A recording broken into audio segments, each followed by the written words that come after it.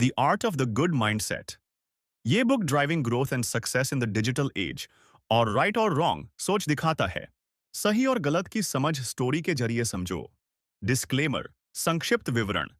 यह पुस्तक GPT, generative AI की शक्ति और मानव मन की सोच प्रक्रिया को गहराई से समझने का प्रयास है।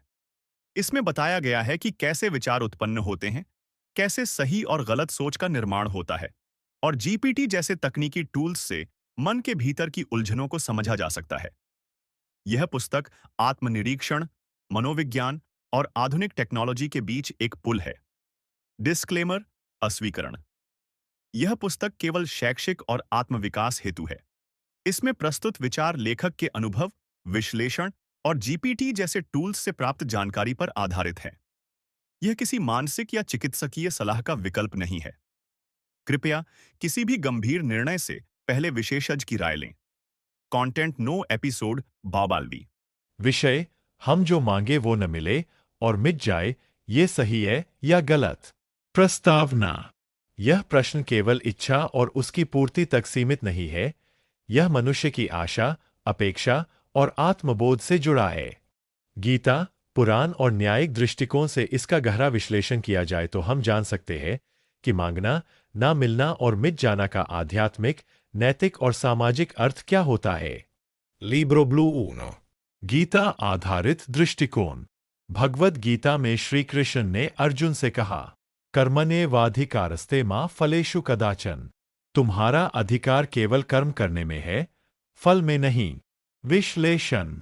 जब हम किसी चीज को मांगते हैं, वह वस्तु, व्यक्ति, स्थिति और वह नहीं मिलती, तो इसका अर्थ है कि वह हमारे कर्मफल के अनुसार अभी हमारी नहीं है।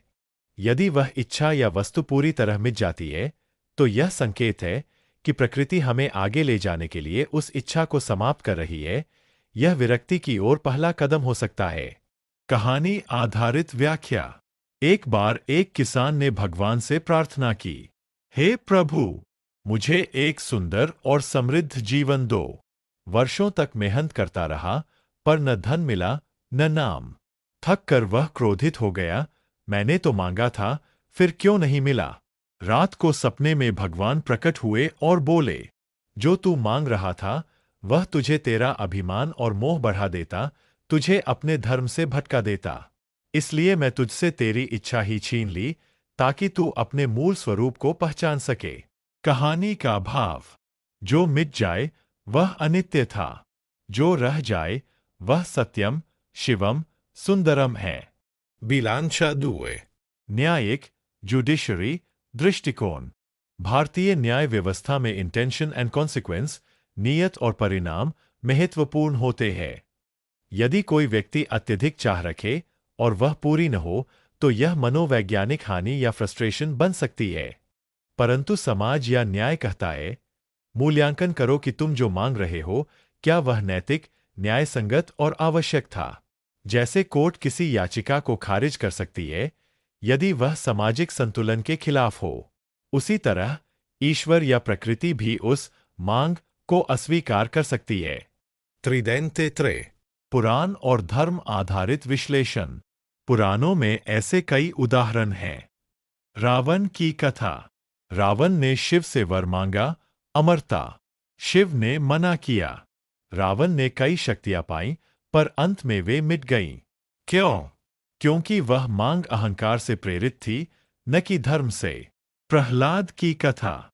प्रहलाद ने कुछ नहीं मांगा, फिर भी भगवान ने उसे सब दिया, क्योंकि उसकी नीयत शुद्ध थी, इच्छा नहीं, भक्ति थी।